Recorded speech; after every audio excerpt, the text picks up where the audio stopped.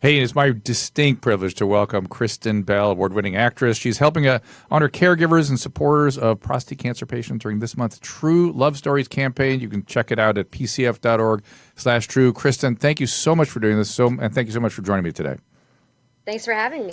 So I'm a prostate cancer patient. I'm doing okay, right? It's a disease you can live with. It has effective treatments, and you have someone in your family with prostate cancer as well.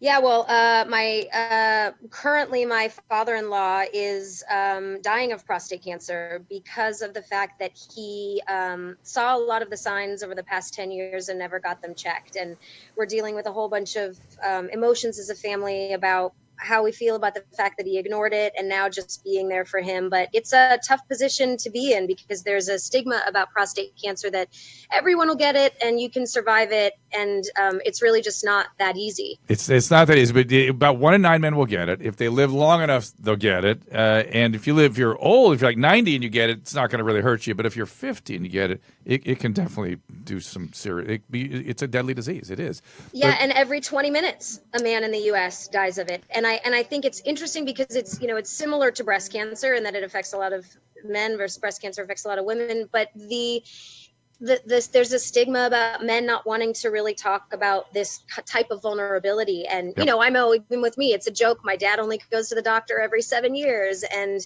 I hope, and what I like about the Prostate Cancer Foundation is it's trying to make this information more readily available and get guys to talk about it and get tested, because it's the best thing that you can do for your family is just keep up to date on your health, because prostate cancer is a lot worse than you think. Right. Especially African-American men, more likely to get it, more likely to die of it. It's a serious thing. I to be honest, Kristen, I went because my wife sent me to the doctor.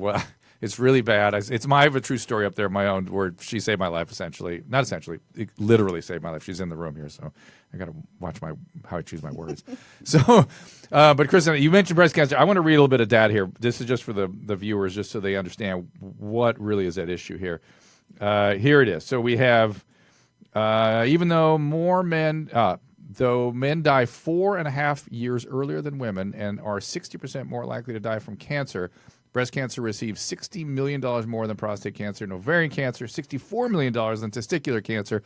So we got to get people involved in Prostate Cancer Foundation. I want them to know about the brand. Everyone knows about all the breast cancer brands. I want them to know about the Prostate Cancer Foundation, because I'm telling you, as a clinician, as a scientist, they fund some of the most important and, I don't know how to describe it, creative research in cancer that there is. And quietly, they've been doing this for years. And I'm telling you that it's affected multiple other cancers. Jimmy Carter's alive today because of the kinds of research we contributed to. We give extremely talented researchers money and then just let them do whatever they want. Nobody else does that. So they fund 500 different scientists at 200 different organizations, and they've brought 8 life-saving drugs to the market. And I think it's important just for this information to be out there, especially, as a woman, I wish that I had the ability to talk to my father-in-law, who's dying right now, about this issue 10 years ago and gone, hey, have you gotten checked? And just making light of it and not making it such a heavy thing, but also not brushing it under the rug, because there are, all these things.